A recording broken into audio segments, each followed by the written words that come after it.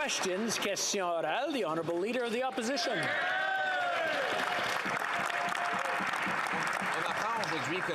Today we found out that the RCMP is inquiring into 2 alleged police stations that answer to the Chinese government in Quebec.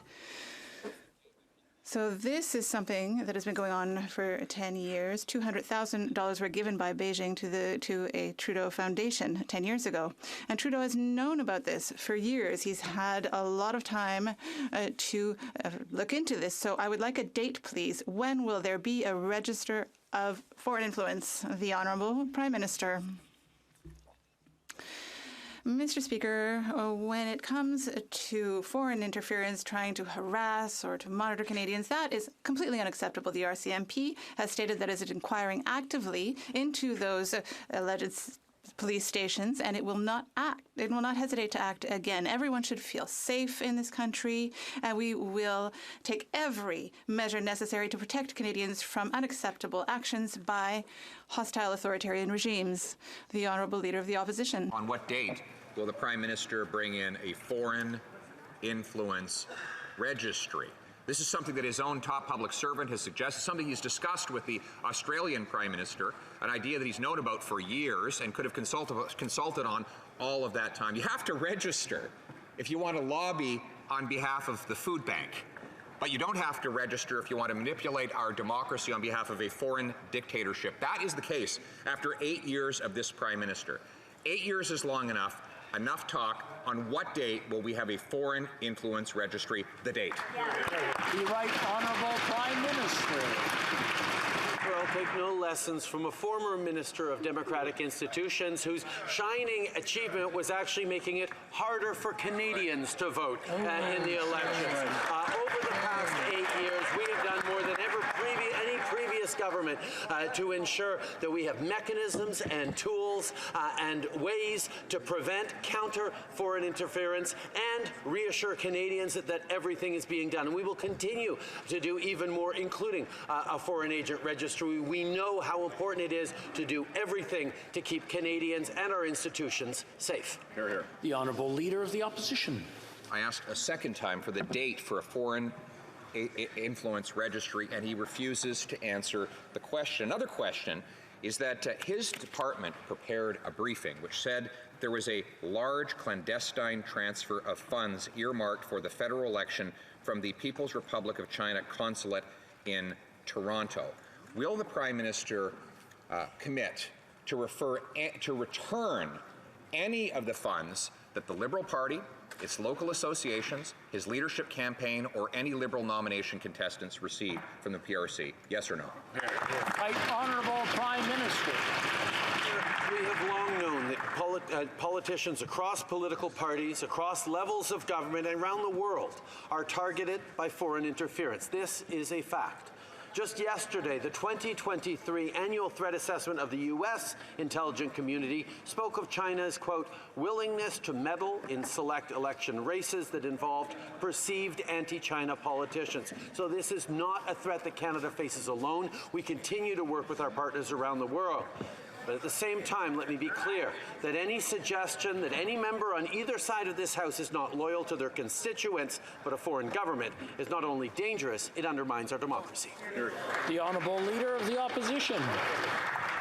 The question was whether the Prime Minister would commit to the Liberal Party, his leadership campaign, or any other branches of his party returning any funds that they received from this large clandestine transfer. This information was in a briefing note that he received from his own department. He's known about this for months. So once again, will the Prime Minister commit to returning any money that his party or his leadership campaign or any other branch of the Liberal Party got from the PRC? Yes or no? Right Honourable Prime Minister. Speaker, despite the efforts of the Leader of the Opposition, Canadians know that foreign interference is not and should never be a partisan issue. That's why we'll be appointing an independent expert to identify any gaps in our system. They will make public recommendations, which could include a formal inquiry or some other independent review process, and we will abide by those recommendations. We also have two national security bodies that will undertake independent reviews of foreign interference in our elections, and we're also taking further immediate action to bolster our institutions, better coordinate government efforts to combat foreign interference, and more. Hear, hear. The Honourable Leader of the Opposition. So he won't commit to giving back any money that his party got from this large clandestine transfer.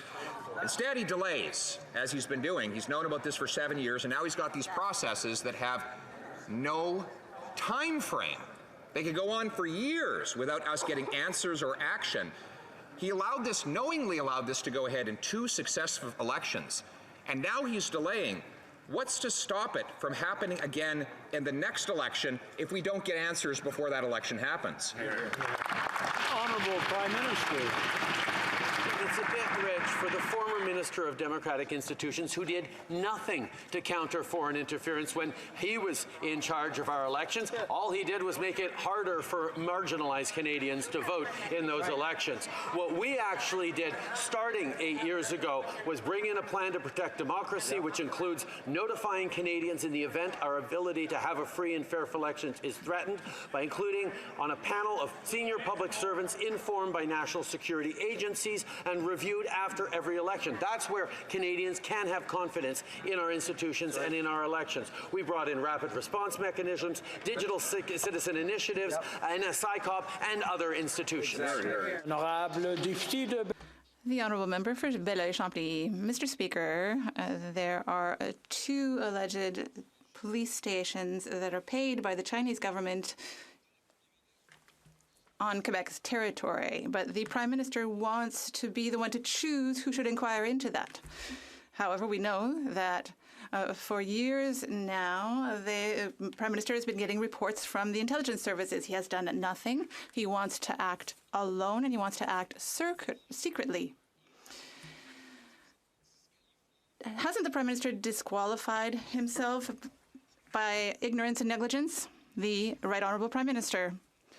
Mr. Speaker, it is important to be very clear about the different issues. Obviously, we will be finding an independent expert to investigate the issue of foreign interference in our democratic institutions. But when it comes to the police stations throughout the country, and to see some in Montreal is also very concerning, I can tell you that the RCMP and CSIS are already acting on that front. They are going to continue to do their work to protect Canadians, and particularly diaspora Canadians throughout the world, throughout Canada. The member for Belleuil-Chambly. Mr. Speaker, in the best of cases, the Prime Minister is always about 4 or 5 moves too late. He will have to move forward. He will have to appoint a rapporteur or whatever he wants to call the expert. But that person must be independent. And it's important to say independent from him. So can't the Prime Minister recognize that he must ask the House of Commons to make that appointment? The Right Honourable Prime Minister. Mr. Speaker, I have huge confidence in parliamentarians to do their job of seeing what our institutions are doing. That is why we created NCICOP.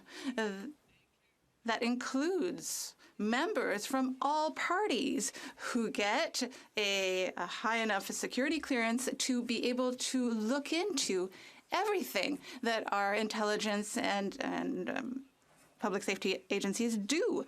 So parliamentarians are aware of what is going on in our intelligence system, and we do go to the Parliament and not to Conservatives.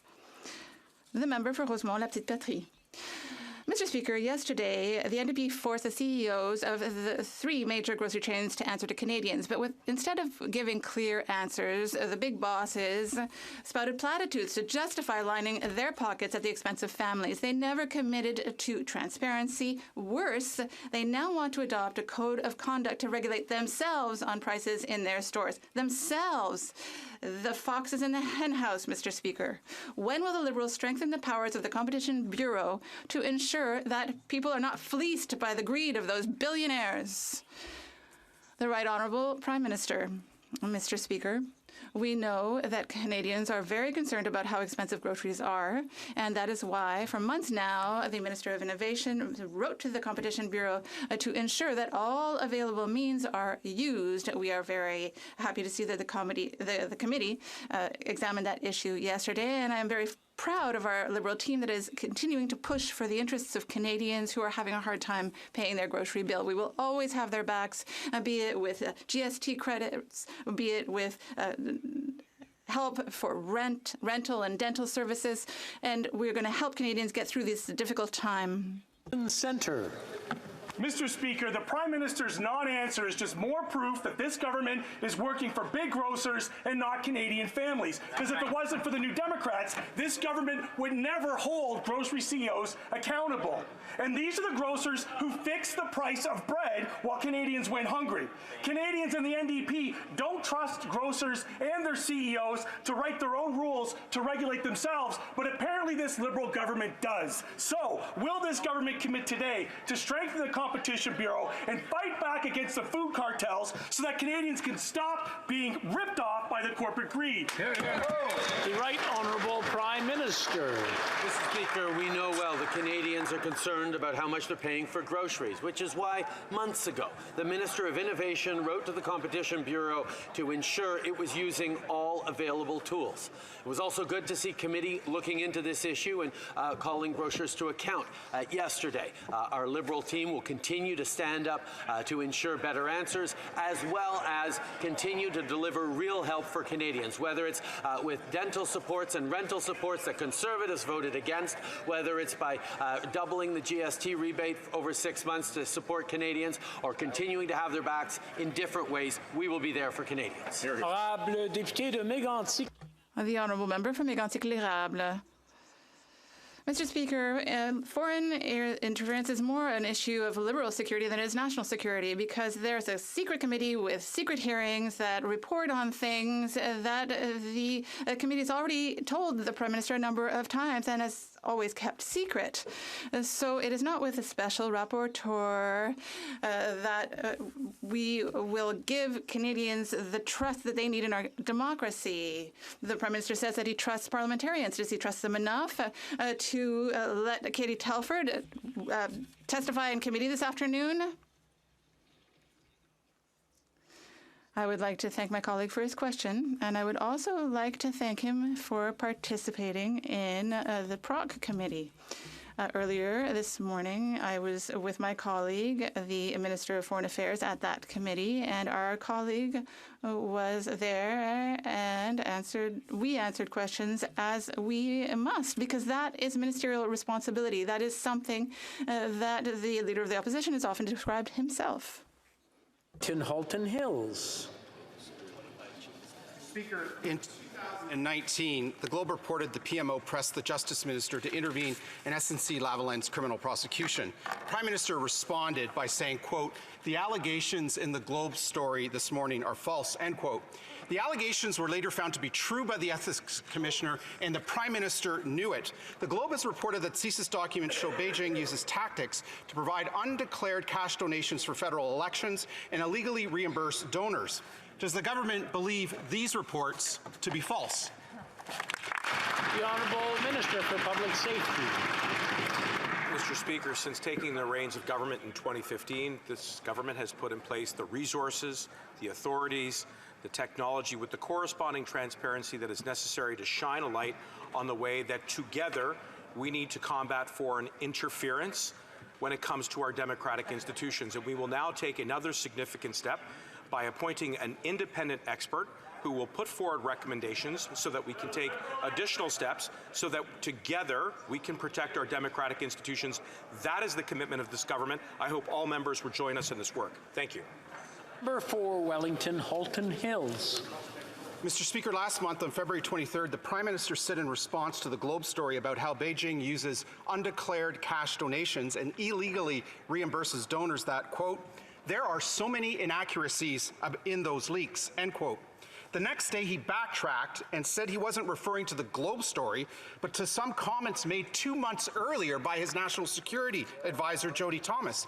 Why does the Prime Minister give the impression in these responses to these very serious national threats that he is being less than forthcoming and truthful about the facts?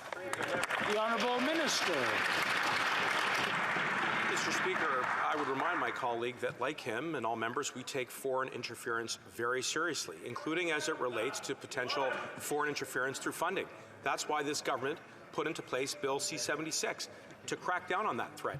In addition to that, we set up 2 independent panels made up of our top public servants who verified that the elections in 2019 and 2021 were free and fair.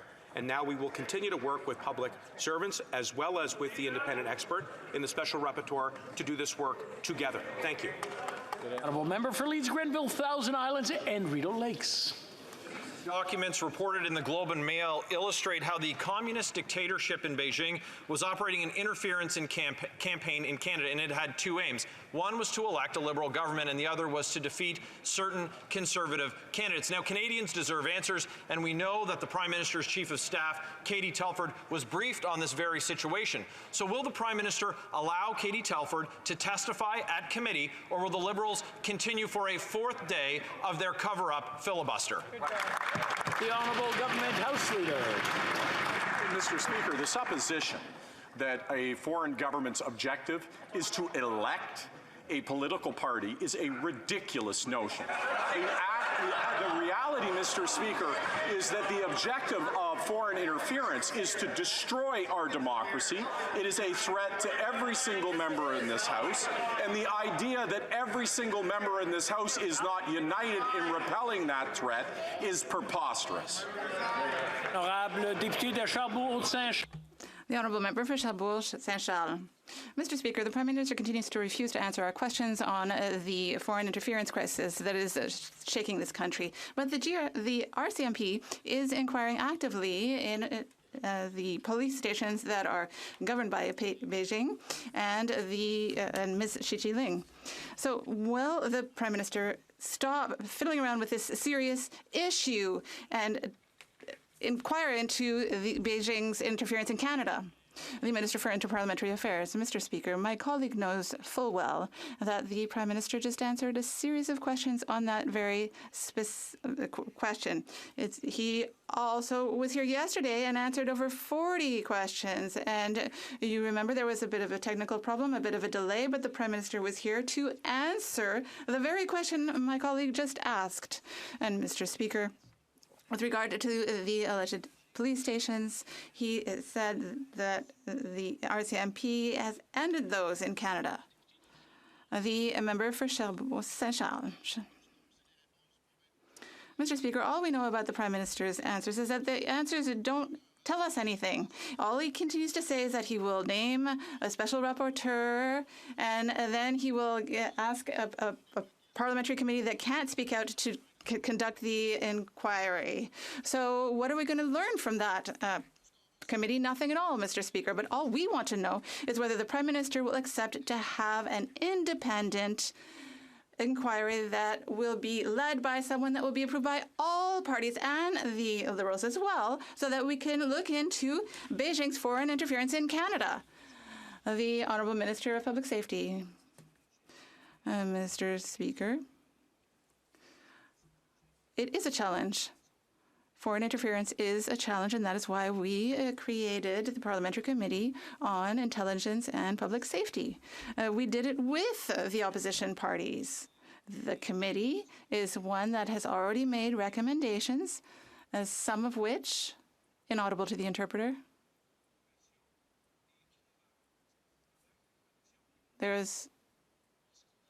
I think there was a slight problem with the microphones that weren't working. Could I ask the member? So yes, we're having a microphone problem. So I would ask the minister to begin his answer again because we didn't hear the whole thing. So yes, please start again. So yes, we're going to fix that technology. So I agree. Or I share my colleagues' concerns, and that's why we created the Parliamentary Committee on Intelligence and National Security, because we wanted to cooperate with the opposition parties, and we will build on all of the concrete measures that we've already taken in that regard. The Honourable Member for Belleuil-Chambly. Mr. Speaker, there are 2 Chinese police stations in Quebec, over 10 ridings where China might have intervened to influence the election, and reports from CSIS that have been ignored. The Prime Minister has done nothing right in this issue, and yet he wants to act alone, and he wants to act in secret as though he has something to hide. So who will stand up within the government to talk to the Prime Minister to explain that it takes a commissioner that should be appointed for an independent public inquiry? So who among the Liberals will dare to speak to the Prime Minister? The Honourable Member of Public Safety. Thank you, Mr. Speaker.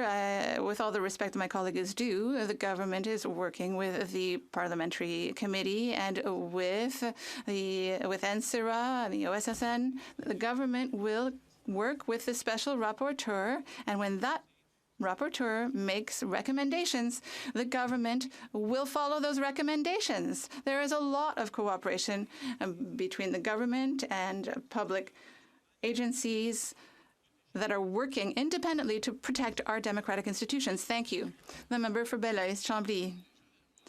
On a lighter note, Mr. Speaker, but perhaps it's not that light, in Quebec, you know that arts, culture, language, and communication is part of our very soul and defines us as a nation. The Bloc Québécois has contributed greatly, and the member for Drummond in particular, to set up a lot of the content of C11, and the artistic community appreciates that. But unfortunately, the Conservatives have turned their backs on a unanimous vote in the National Assembly of Quebec. Can the minister promise that Quebec will be listened to when Quebec interests are in play? The Honourable Minister of Canadian Heritage. I would like to thank the leader of the Bloc Québécois for his question, as his interest for culture and the work of the member of Drummond and the Bloc and NDP and government members' work should be recognized, of course. But unfortunately, the Conservatives have no interest in culture, be it Quebec culture or Canadian culture. All they want is to protect the web giants, but we will stand up for our cultural sector, for music, for movies, for videos, because our culture defines us. The Honourable Member for Drummond. Thank you, Mr. Speaker. So we are almost there with C11, and really, we are in a new digital environment, and the artists of Quebec and Canada must have their place in that universe. And the Quebec government has made its request with regard to C11, with regard to Quebec having some kind of influence on the CRTC's decisions with regard to artist status in Quebec and cultural things. And how will the federal government answer Quebec?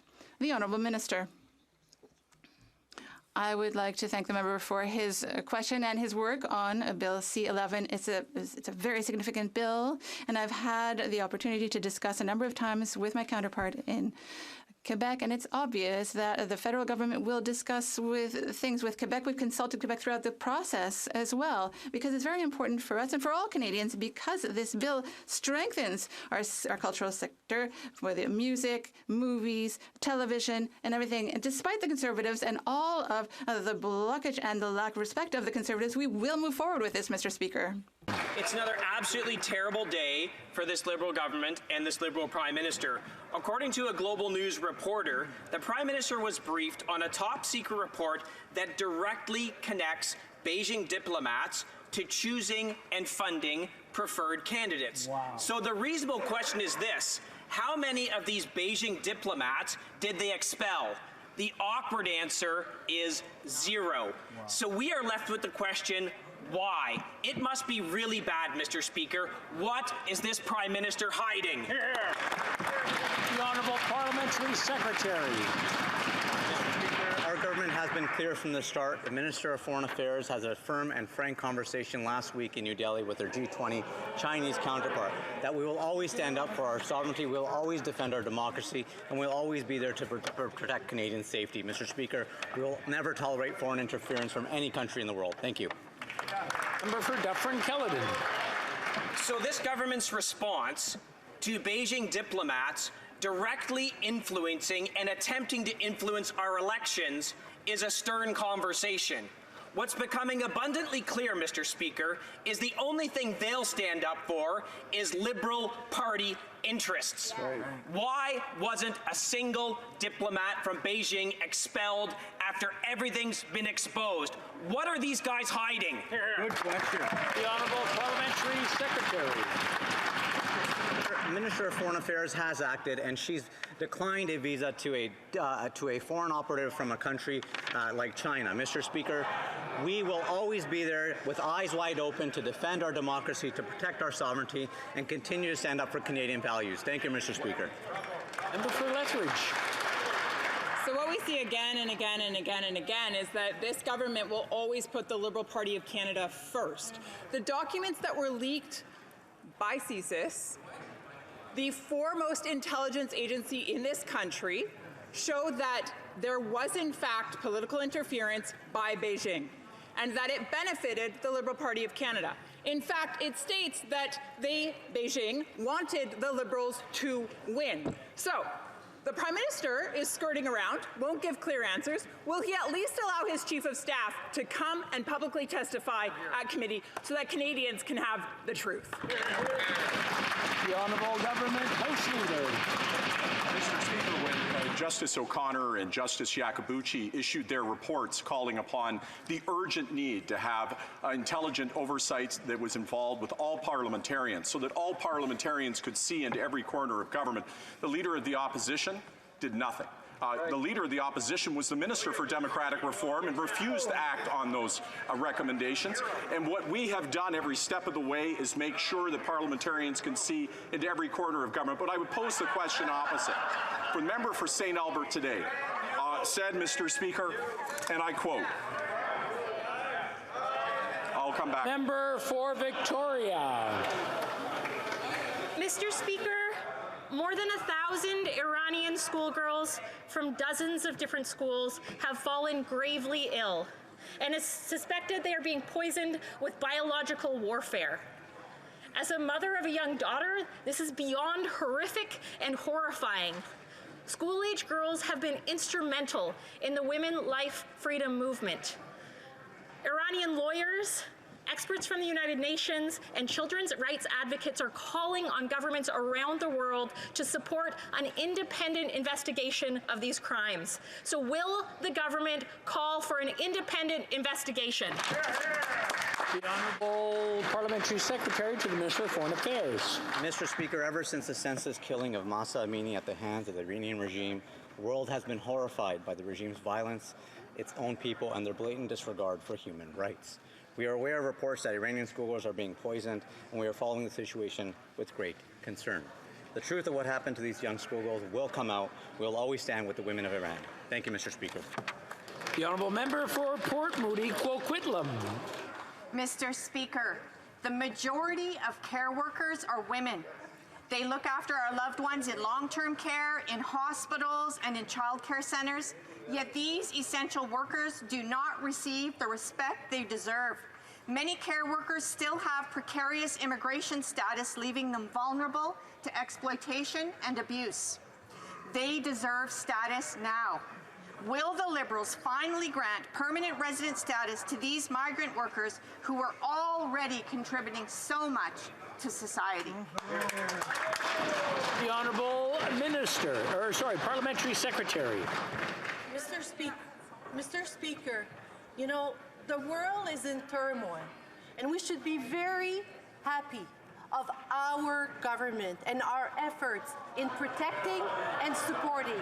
My heart goes out, Mr. Speaker, to all the women and girls that are affected by a regime that we need to condemn, and we will continue. And Mr. Speaker, our government will always welcome our most vulnerable individuals. Bravo. The honourable member for Scarborough Centre. Mr. Speaker, yesterday was International Women's Day. Women's Day should be celebrated all the time. They have made and will continue to make incredible contributions to our economy and our country. Every woman counts is the theme this year. Let's celebrate all women who fought and continue to fight for their rights, all women that are thriving in everything they do. Can the Minister of International Trade, Export Promotion, Small Business and Economic Development update this House on what our government is doing to support Canadian women and especially women entrepreneurs for them to prosper and have a significant place in our economy? The Minister for International Trade. I want to thank the member for Scarborough Centre for all of her hard work. The Women's Entrepreneurship Strategy in Canada is working, Mr. Speaker. Since 2018, our government invested over $7 billion, and guess what? In Canada, women entrepreneurs, women-led businesses are growing. They're 18% now, and up from 16%, under 16%. And our ecosystem is helping Canadian entrepreneurs, women entrepreneurs grow. Over 10,000 businesses, new businesses have started by women. Over 12,000 businesses have grown under the support of this government. So I want to thank all the incredible women entrepreneurs across the country for International Women's Day. The honourable member for Bay of Quinte. Mr. Speaker, after 8 years of this Liberal government, this week's housing data shows that the average rent across Canada has doubled. Average monthly mortgage costs have doubled. Variable mortgage holders are close to losing their homes. It's no surprise, after billions of taxpayer dollars spent, records in fact, that housing in this country is worse. It reminds me of the song we listened to growing up by Puff Daddy, more money, more problems. When will this Prime Minister end his more money, inflationary policies so that Canadians can finally afford a home? The Honourable Minister of Housing. It's really interesting hearing members of that side talk about supports for Canadian renters. We've introduced the Canada Housing Benefit to help tens of thousands of Canadian renters across the country. I'm going to have to interrupt the Honourable Minister. I'm having a hard time hearing his answer. It's nice to see everyone getting along and talking to each other, but it's getting a little bit loud, and it's making it hard for those who want to hear the response. The Honourable Minister from the top, please, so that we can all hear the response. Thank you, Mr. Speaker. It is important to note that we've introduced supports for Canadian renters from the Canada Housing Benefit to the top-up, the $500 top-up that will go to almost 2 million Canadian renters. It is really interesting to hear rhetoric from the other side. Over the years, they've not only voted against our real supports for Canadian renters, they have no plan. They haven't produced any housing plan, any workable ideas. And I would urge the honourable member to take a look at our plan. It's a good plan. You should support it. The Honourable Leader of the Opposition. On est fiers d'avoir voté contre. We are proud of having voted against Liberal policies that doubled rents and doubled monthly mortgage payments. When the Liberals came to power, you could rent an apartment for $900, and now it's more than doubled to $2,000. At that time, you could pay for your mortgage with $1,400. Now that's more than $3,000. These inflationary deficits are increasing interest rates on mortgages. And the gatekeepers are keeping things that way. When will this government turn around these disastrous policies? Speaker, what Canadians know is that they can't trust the Leader of the Opposition when it comes to protecting their savings, when it comes to protecting their bottom line. Mr. Speaker, the Leader of the Opposition thought that to get out of inflation, you could just invest in cryptocurrency. Didn't go so well. You know what else he said, Mr. Speaker? He said that childcare was a slush fund for parents. Whoa. Mr. Speaker, I have traveled across this country and I have heard from parents from coast to coast to coast about how this is helping them at a time when there's a high cost of groceries, when rents are high, when they need to provide for their families. Unfortunately, Mr. Speaker, what they've learned is they can't trust the Leader of the Opposition. Leader of the Opposition. Well, here's what they know. When I was the minister responsible for housing, you could rent an apartment, an average apartment in the 10 biggest cities for $950 a month. Now, it's over $2,000 a month. When I was housing minister, it was $1,400 a month for the average mortgage. Now it's $3,200. And 1/5 of mortgage holders at CIBC are actually watching their mortgage grow as Liberal deficits push up interest rates on their monthly payments. They've done nothing to stand up to the gatekeepers that block housing construction. Will they get out of the way so homes can be built and we can bring home home ownership for our youth? The Honourable Minister. Mr. Speaker, when that member was minister responsible for housing, there were 2.7 million more Canadians in poverty than there are today. Mr. Speaker, when that member was minister responsible for poverty reduction, there were 450,000 children more in poverty than there are today.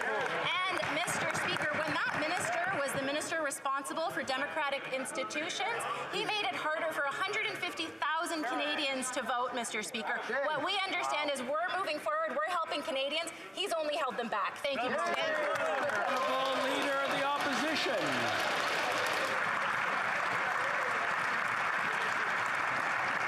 When I was Minister for Housing, we didn't have students living in homeless shelters as we do right now.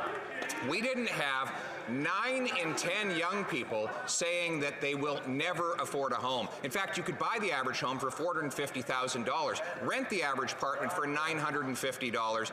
It is now double. They've doubled house prices, doubled mortgage payments, and doubled the rent. Their inflationary deficits are driving up interest rates, and they've done nothing to get gatekeepers out of the way and get housing built. Will they reverse these disastrous housing policies so that we can bring home ownership for our youth? Yes. The Honourable Minister of Housing. We know that when the leader of the official opposition was in office, their government withdrew from social housing. They downloaded social housing to provinces and municipalities. We've brought measures to increase housing supply, to support municipalities and regional governments to build more housing. What did they do? They voted against that. And since he's become leader, he has offered no plan for housing. So I would really encourage, with all my sincerity, to have him look at our plan. We actually have a really good housing plan which delivers supports directly to people, directly to municipalities, directly to indigenous communities, and has re-established... Le député de Lac-Saint-Jean. The Honourable Member for Lac-Saint-Jean. Well, and then there was light, Mr. Speaker. After 6 years of lack of action at Roxham Road, finally, there are efforts to renegotiate the Safe Third Country Agreement. So I have a simple question, and yet a simple question that no one has ever answered. What does it mean to renegotiate the Safe Third Country Agreement? What are the concrete requests that have been made of Washington? After all, he wasn't going there to watch a game, a sports match. He was there with concrete requests. What were they? The Honourable Parliamentary Secretary to the Minister of Immigration. Mr. Speaker, with all due respect for my colleague, I know that the Bloc Québécois will never become a government, and that's as it should be. But let me clarify one thing in this House. The bilateral negotiations that we are carrying out are private. Our minister went to Washington, met with his counterpart, and we will continue to strengthen the agreement. Thank you. The Honourable Member, what a surprise. We are not asking the minister for the results of the negotiation.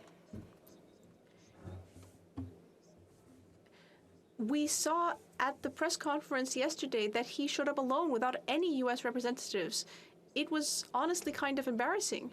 So can we at least know what is being asked for in the negotiations? We know it's about the Safe Third Country Agreement, but clearly they must be negotiating on something.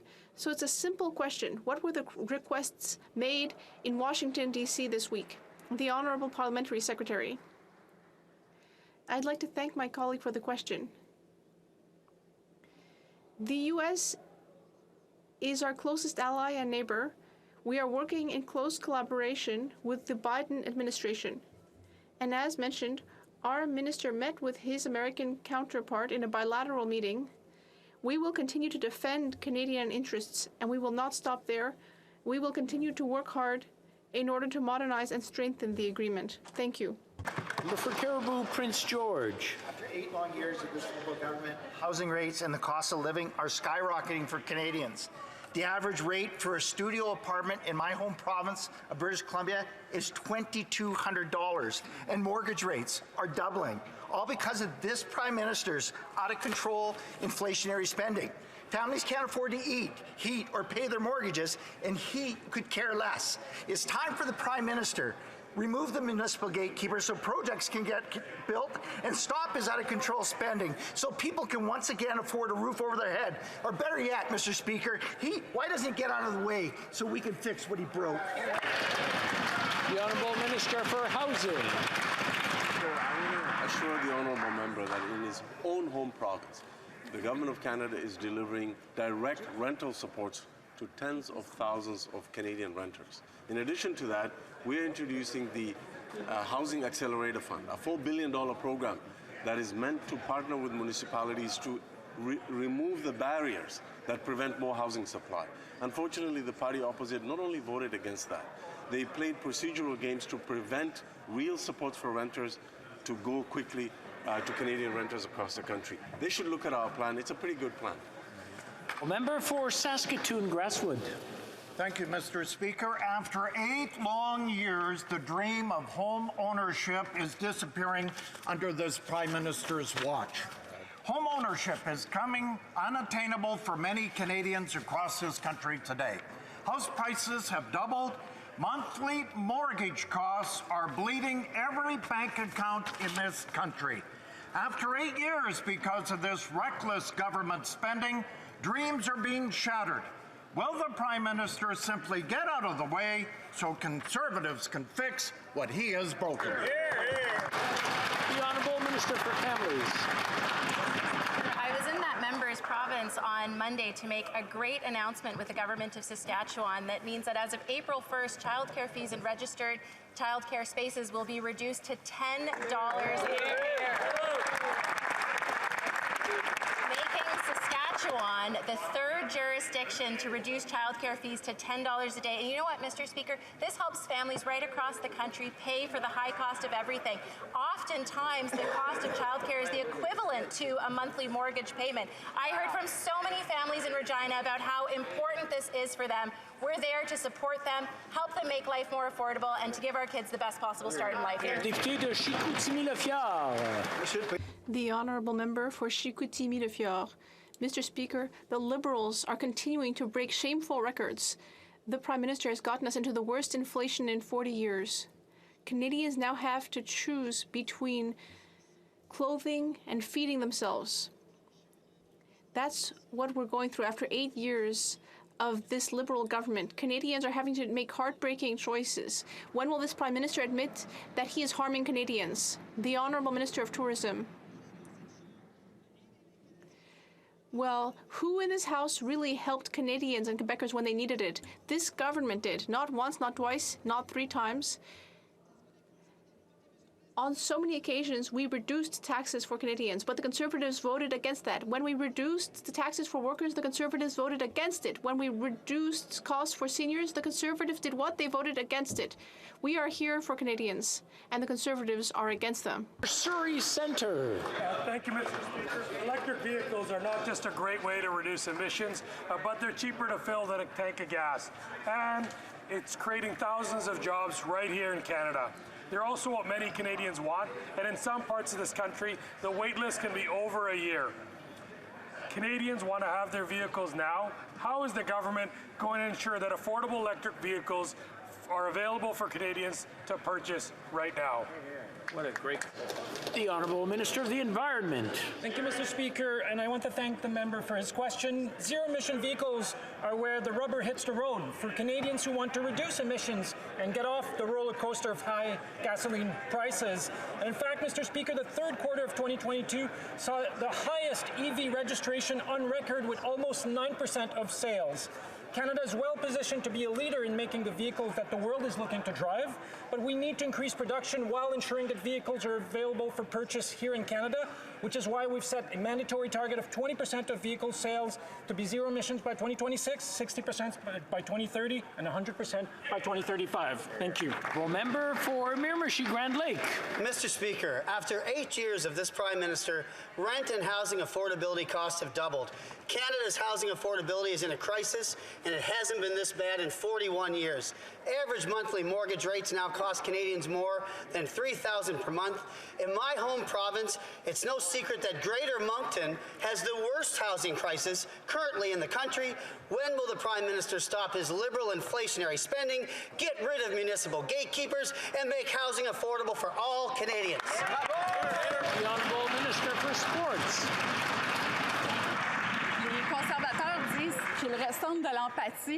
The Conservatives say that they care about Canadians, that they care about what Canadians are suffering due to inflation and an increase in interest rates, but they could really show that empathy by voting for measures to help Canadians. But actually, the Conservatives vote against those measures. When we offered a $500 supplement for Canadians struggling to pay their rent, they voted against that. When we decided to implement a series of measures to help Canadians buy their first home, they voted against it. So instead of just complaining, maybe they should propose solutions that we could apply. Thank you. At the end, everybody seems to be talking to each other. It's not even heckling, it's just talking. And it's just kind of a rising hum. I'm just going to ask everyone to pay attention to the questions and the answers, and they might be surprised. The Honourable Member for Lambton, Kent, Middlesex. After 8 years of this Liberal Prime Minister, rent and mortgage payments have more than doubled, and the dream of home ownership for young people is fading. I spoke to a young homeowner from Strathroy who told me that he is skipping meals just to pay his mortgage payment, and that the bank is about to foreclose on his home. And he's not alone. This is happening everywhere thanks to the Liberals' reckless inflationary spending. And Mr. Speaker, why is this Liberal government, will they take responsibility for the reckless housing crisis that they have created, stop their inflationary spending, remove the gatekeepers, or let Conservatives fix this and get out of the way? Hear, hear. The Honourable Minister for Tourism. Mr. Speaker, this is pretty rich coming from the Conservatives who got out of the way entirely and thought that housing wasn't a federal responsibility at all. But, Mr. Speaker, this is an opportunity to celebrate something we did today with the government of Alberta. $27 million from us, $27 million from the government of Alberta. Why, Mr. Speaker? 600 new affordable housing units across the province. A good day for Alberta, a good day for Canadians, a good day for affordable housing. Not that the Conservatives have anything to do with that. The Honourable Member, l'Honourable Député de Bel- The Honourable Member for Bellechasse-Richmond-Lévis. Mr. Speaker, paying rent has become a headache for Canadians. The monthly cost for a two-bedroom has gone up by 100% in the 10 largest Canadian cities since 2015, and it's this Prime Minister that has created the problem. His inflationary spending is causing this. Young families are having to give up on their dream of becoming homeowners, and others are still living in their parents' basements. When will this Prime Minister finally take responsibility for this crisis? The Honourable Minister of Sports. Mr. Speaker, our government is well aware of the difficulties that Canadians are facing. Over the last 7 months, inflation in Canada has remained stable or gone down. We are in a good economic position in Canada at the moment. We are continuing to help those who need it the most because we know that rents are high.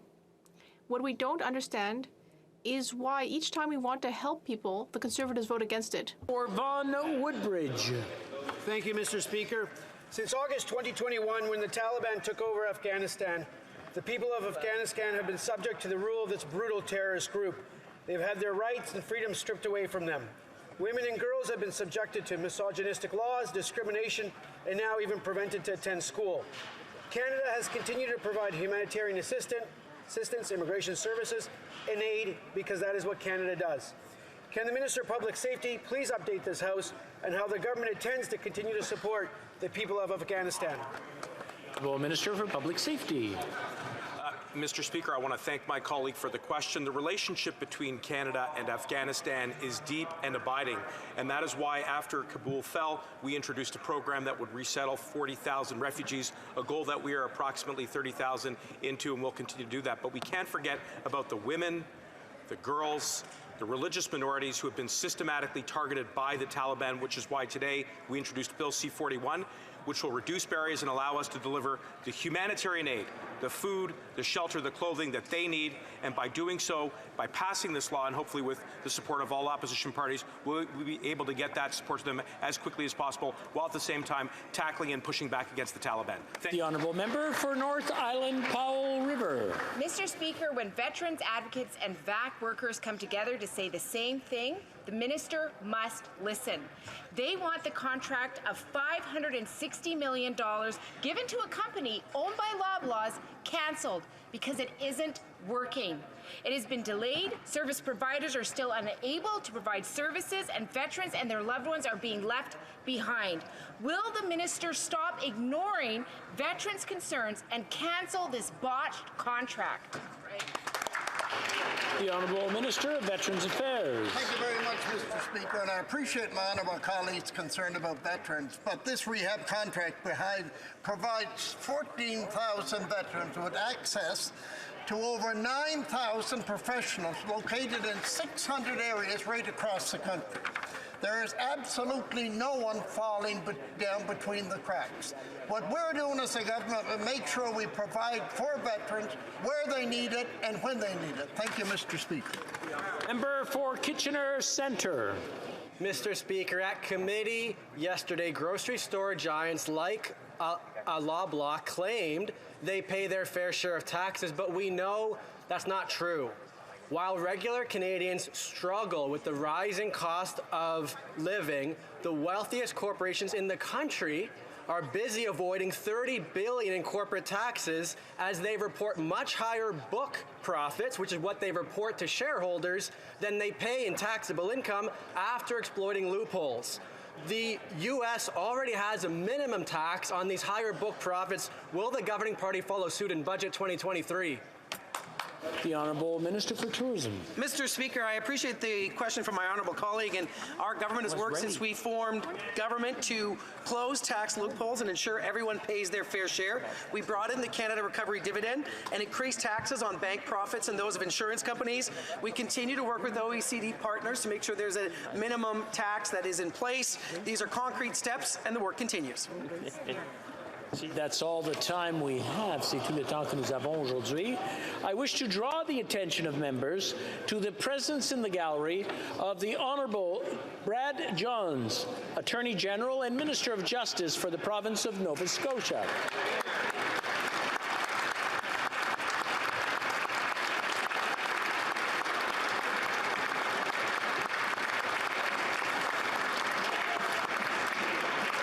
I would also like to draw